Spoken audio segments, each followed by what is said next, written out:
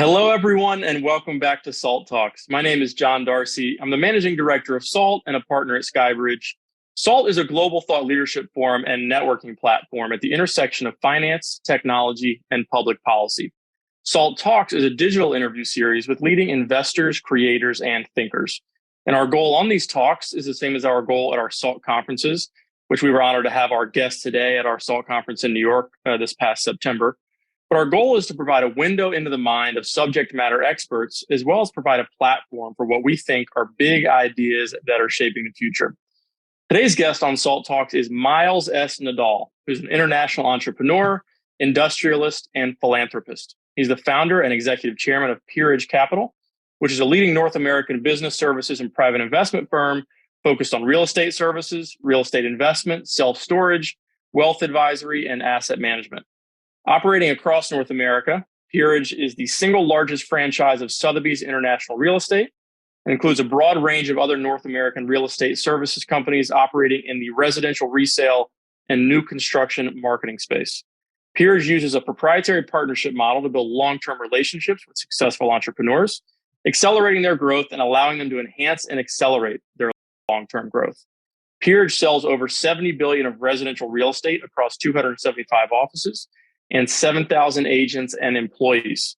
Peerage's asset management business today is over $10 billion in AUM. Hosting today's talk is Anthony Scaramucci, who's the founder and managing partner of SkyBridge Capital, which is a global alternative investment firm. And with that, I'll turn it over to Anthony to begin the interview.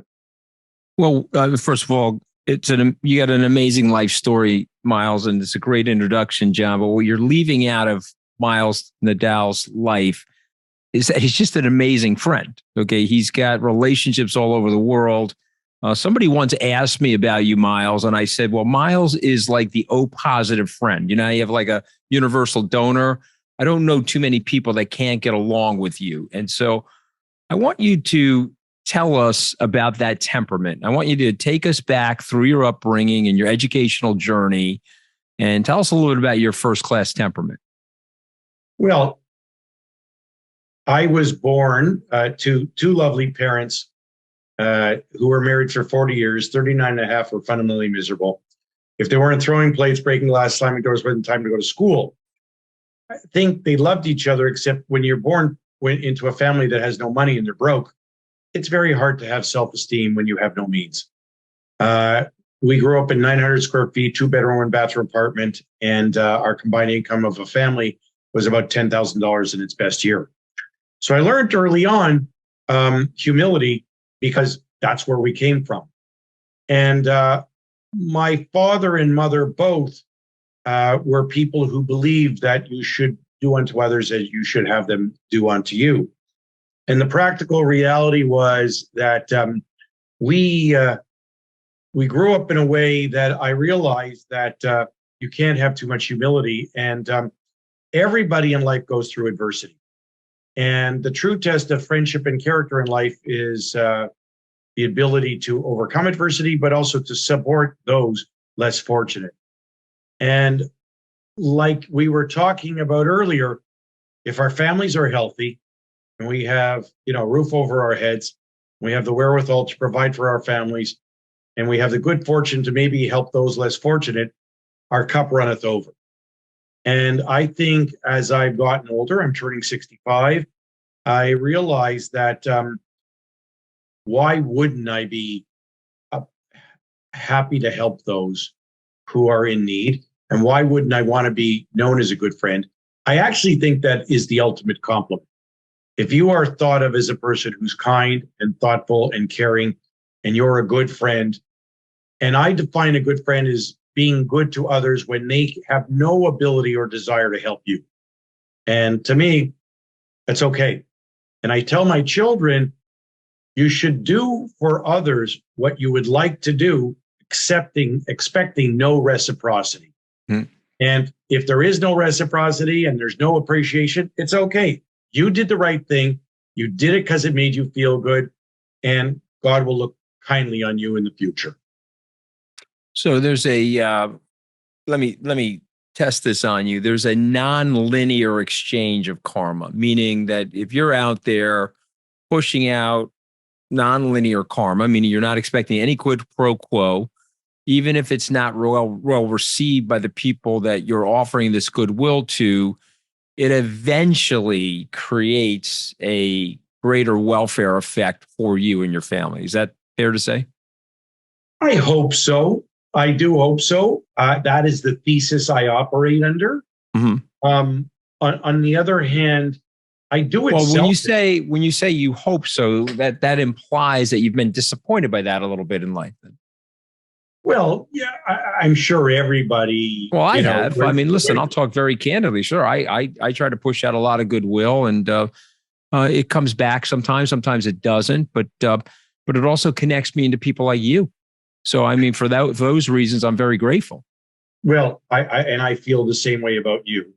The reality is, I don't expect goodwill and good karma to come around. I just hope they don't wish me ill will and bad karma, especially when I do good things. On the other hand, I do say to my kids, look, I try to be good to others. I try to be kind and generous and thoughtful for selfish reasons. I say, your dad's selfish. It makes me feel good to be kind and generous and thoughtful to others. And the other thing is, if you're high profile guy, you have substantial accoutrements of success. People expect you to behave in a way that is not exactly elegant and low-key and understated and humble and contrite. So I think it's our responsibility to sort of go the other direction in our dealings with people on an everyday basis. It's very well said. You want to be the salt of the earth. You don't want anybody that may feel powerless. You described your family having difficulties with self-esteem due to money. That's very similar to my family. And so you want to make sure that you're gracious to the powerless, because what we all recognize, Miles, that we're really just the same. Doesn't matter, but for the grace of God, our circumstances could be very different. And so you want to stay grounded. You took a non-traditional path. You didn't go to college. Nope. You started your business at 22. How do you think your journey helped shape you as a business person? And what would you say to young people today about your journey? Well, as I've always said, I think it's sometimes in life, it's advantageous to being disadvantaged and it's disadvantageous to being advantaged. The good news is I'm here to tell a story about overcoming adversity many times, and it worked. I used to jokingly say to my mother, I wish I had a few more bucks. And she said, but you'd have a lot less character. I said, well, I had some character to give up, but not a lot of money to give up at the time of building the business. I think that, the young guys and gals in our office, ask me about the journey. And the reality is, I think, I know a thing or two because I've seen a thing or two, like Farmers Life Insurance. So I think going through I think I have some advantages in respect that I started early. You said I was 22 years old. I was 21, 22. As a result of that, I've had, going on 43 years of experience. And I think, as you and I have agreed, the School of Hard Knocks teaches you a lot. I don't believe that I am really uneducated. I think I'm not formally educated, but in my pursuit of conversations with 22,000 people that I've met over the years, I feel that I have learned a great deal. And I have shaped my knowledge base and curiosity through those interactivities. There are some people like you who have remarkable formal education. You went to Harvard Law School. You're a great entrepreneur. You would have been a great entrepreneur with formal education, without formal education. I don't believe that if I was more formally educated, I would have been any less of an entrepreneur. But having said that, I don't think the path I took has diminished the opportunity for me to build a large enterprise, create value, mentor those less fortunate, and to give back to society. And I still believe, and we've talked about this in New York, I still believe my dreams exceed my memories. I have very good memories, and I feel very blessed and privileged, but I still feel the best is yet to come. Maybe it's not, but that's the basis by which I get up every morning. Yeah, but it probably is, Miles. That's the beauty of a life well lived. You started the first business in photography. It's very different from what you do now. You founded Peerage Capital 40 years ago. Explain the transition and how you started Peerage and how did you, because you've iterated yourself many times and you've adapted as a business person and entrepreneur. Give us the formula. Well, I'd like to tell you there was a formula, but the young aspiring business student meets the successful businessman and he asks him, how'd you become so successful? The older gentleman looks at him and he said, well, I jump at my opportunities. And the young guy says, but Mr. Scaramucci, how do you know which opportunities to jump at? And he says, I don't, I just keep jumping. So for 40 years, I've been in the keep jumping business. I started taking pictures of children and sports teams when I was 12. I had a Kodak Instamatic. I set up a dark room with money I got from my bar mitzvah in a 900 square feet, 2-bedroom, 1-bathroom apartment. And the bathroom was our dark room. And it sort of evolved from there. I was always pretty good with arithmetic. I watched very successful people. I asked tons of questions. I was like, Curious George. I would sit with the parents of my friends and ask them about their business accomplishments and things like that. And I sort of got to learn. When I was younger, I didn't really know what I couldn't accomplish. I basically said, I think anything's possible. And if you put your head down, you can, accomplish remarkable things. I think the great quote from Jim Valvano said, God must have loved ordinary people. God must have loved ordinary people because he made so many of them. And each and every day in every walk of life, ordinary people accomplish extraordinary things. And he said, when he was the coach of the Rutgers basketball team, I'm signing up to be an accomplished person. I want to accomplish extraordinary things, and I'm an ordinary person. I come from humble, Italian immigrant background, and I think I can accomplish extraordinary things. So I said, okay, if it worked for Jim Valvano, I'm going to sign up for that. Very powerful public speaker, very amazing guy. Obviously won the championship with Iona, but just an amazing guy. Had an untimely death, which is also a tragedy in some ways, but it also forced a lot of philosophical perspective on him. Macro headwinds, markets are going up and down. I've counted 8 bear markets. You're a couple of years older than me. You've been probably through 9 or 10 bear markets or recessions. How do you handle these things? What's your best advice to people? What trends are you noticing right now that you may be excited about? Are we coming out of this? Are we heading lower?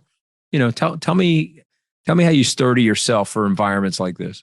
So the best way to sturdy yourself is to go through lots of, and as the expression goes, we believe that this too shall pass. When we started in 1980, interest rates went from 11 to 22%. We went public on Friday, October the 16th of 87, the day before Black Monday. We got listed in the middle of meltdown on Friday, October the 23rd, the first day in the history that the Toronto Stock Exchange closed early. We went through, 2001. We went through 2008. We went through 2020. So the great Jim Valvano quote, never give up. Never, ever, ever give up. And so when I've been building my business, I've always said failure was never an option because then it would have put everybody on the street, including my parents. Even to this day, that we've enjoyed some prosperity, I just say that philosophy of persistence and determination alone is omnipotent, that Ray Kroc said, I believe very strongly. If I really understood where markets were going, I'd be super rich, and I'm not. I'm not. Nobody's taking a tag day for me, but the reality is, Buffett had a couple of great quotes. I've been following him since 1987. I've been to 10 Berkshire Hathaway annual meetings. He said, "You should be greedy when others are fearful, and fearful when others are greedy. Try to, follow that." He said, "When it's raining gold, bring out a pail, not a thimble." And he said, just remember, in the last 25 years, that my net worth went up 10 times. Berkshire Hathaway stock went down 50% or more 3 separate times. So What's really critical is not as much incremental intellect. Like he said, if you have an IQ of 160, give your friend 30 basis points. You don't need it. But it's temperament that's more critical to weather adversity than anything else. That you have to, besides battening down the hatches and doing the things necessary to survive, to ensure that you can live to fight another day. But what's also critical is to understand that this too shall pass. And the problem is that people have a propensity to react and to not play the long game. And hopefully, as we get older, we put more cushions of economic comfort behind us so that we're not totally exposed. I mean, not to interrupt you, but you've had situations where the world's coming to an end. And you're like, oh my God, this is going to affect my standard of living. Am I wrong in saying that? 100%. And I've tried to, as I've gotten older, take a more conservative tack about leverage and about investing and about not getting ahead of my skis. I am, way better than I used to be. I'm not ideal yet. But because, entrepreneurs like us, when we see opportunity, we're throwing the ball, throwing the ball. I mean, I'm getting intercepted right now. I'm fumbling the ball, but I'm ready to drop back into the pocket again and fire it again. You got 12 principles that you've talked about with me and others you've written about. Explain how you develop these principles, and do you have a favorite of your 12? So they have evolved over 42, almost 43 years. I believe, first of all, we have created our success through partnership. We do not believe that we buy businesses. We believe we architect partnerships. We believe in the concept that we should invest in passion, that we are an organization who follows the principle that you invest with your heart.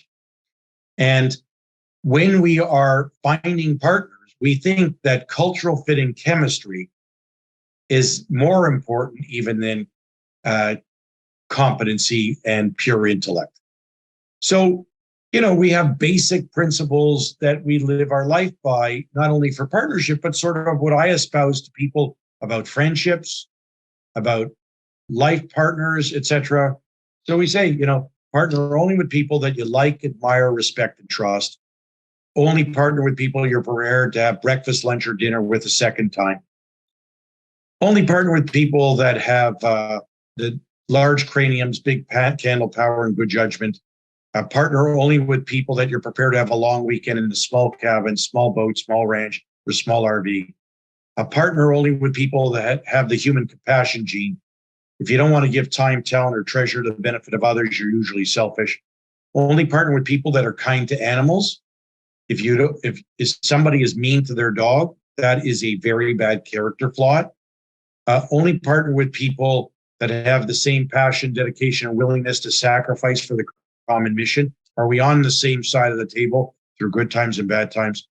Only partner with people that understand God gave you 2 ears and 1 mouth in proportion for a reason and use them accordingly. Only partner with people that understand arithmetic. If you can't count, you can't meet time-bound and measurable objectives, and you sort of have no business to be in business. Only partner with people that are good listeners. Because at the end of the day, if you're not willing to listen, it's hard to survive the vagaries and ups and downs of partnership. And the last one would be only partner with people that understand who love.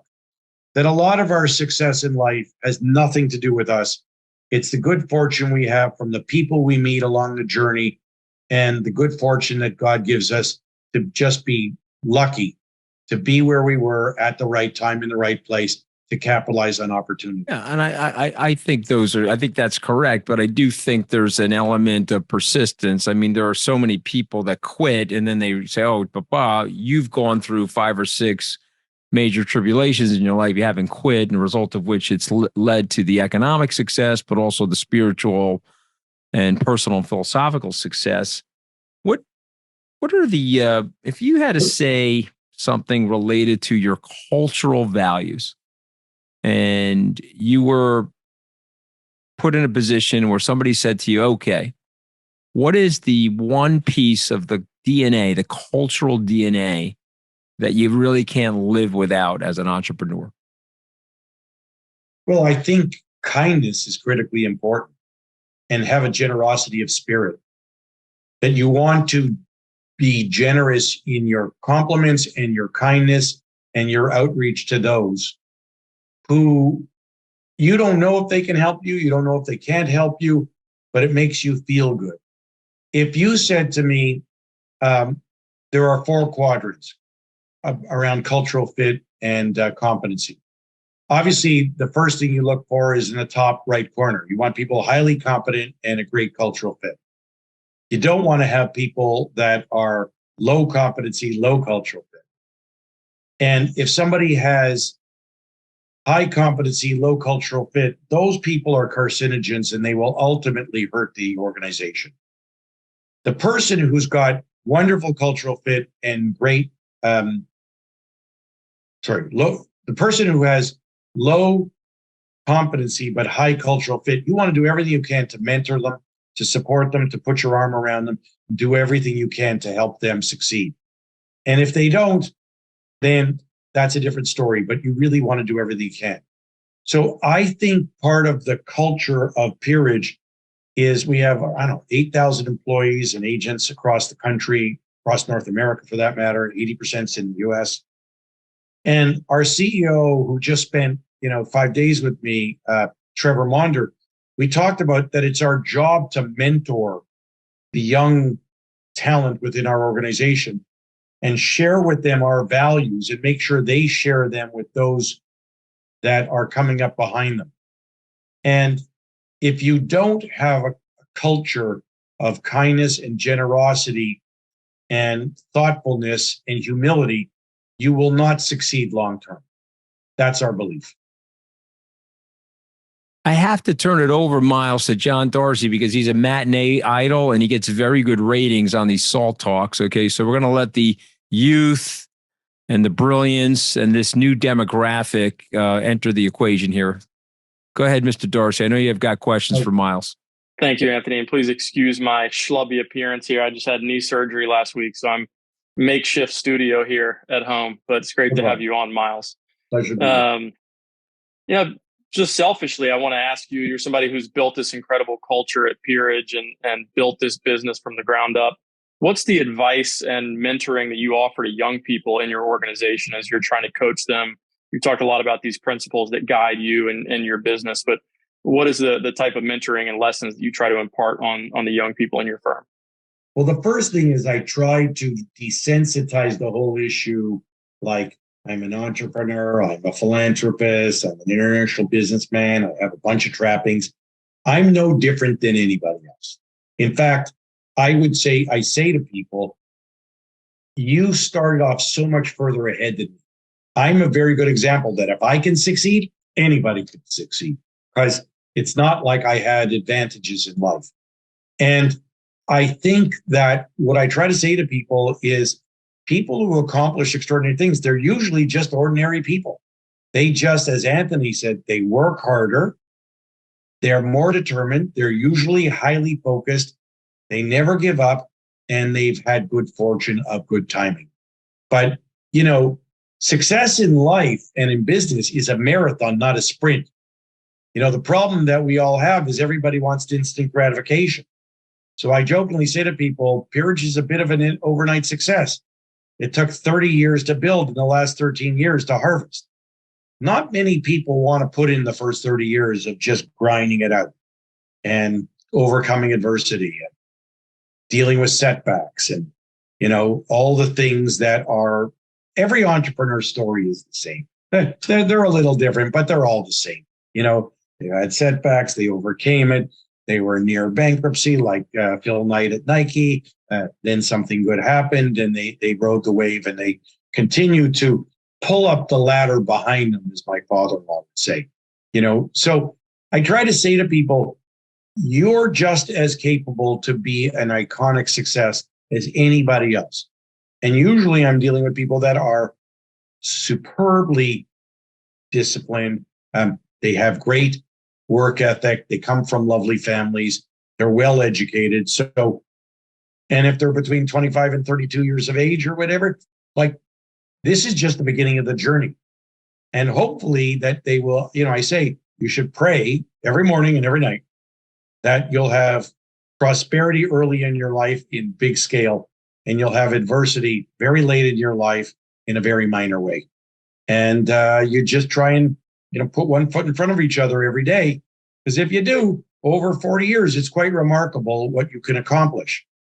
As Buffett said, in the last 25 years, his stock was down 50% or more 3 times. This is the greatest investor of our generation, or maybe in history of America. So if you think about that, you can be very successful, and you can go through lots of adversity and still come out at the end of the game very accomplished. Well, very well said. We heard you talk at Salt New York about the universal dream with regards to entrepreneurship and building a business. What is the universal dream, and how can people achieve it? So I have the privilege of knowing Mike Milken since 1987, so 35 years ago. I went to the 1987 Predators Ball. The assets in the room were $6.8 trillion. I'll never forget that. Back then, I didn't know the difference between preferred stock and livestock. Mike was serenaded by Diana Ross. I didn't know what I was experiencing until history told me. He said it's important that we tell the stories of entrepreneurial success stories and he created this Milken Center for the Advancement of the American Dream. I think the American dream is the universal dream. It's not just about America. It's not about Canada. It's a universal dream that people want to be able to start from humble beginnings, create, entrepreneurial business success, be able to provide for their families, and God willing, be able to share that success to benefit those less fortunate.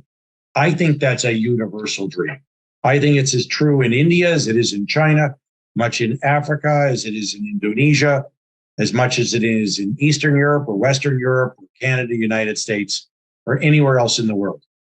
Entrepreneurs who create enterprises have the opportunity to create employment for others, to create wealth, to be able to stimulate the economy, and hopefully be able to give back to those less fortunate, which I think is the circular, life cycle of success in business as an entrepreneur.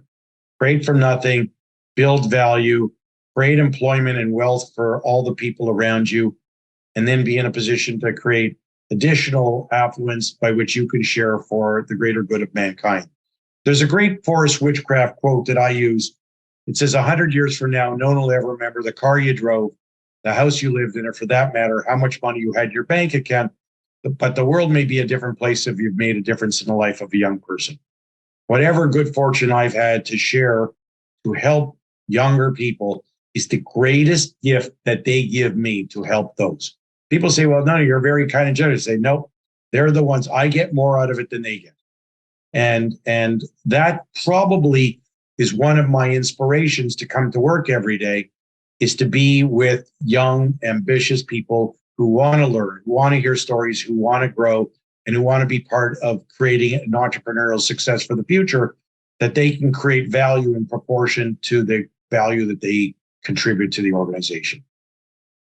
So speaking of your desire to continue to keep the ladder down so people can climb up and build on things that you have helped build at Peerage, you talked at Salt New York as well about succession planning in a way that I thought was very interesting and admirable. And, to cite a couple other people, you see someone like Ray Dalio at Bridgewater recently stepped down from Bridgewater, but has built a culture and a infrastructure in place at the firm to allow the firm to live on.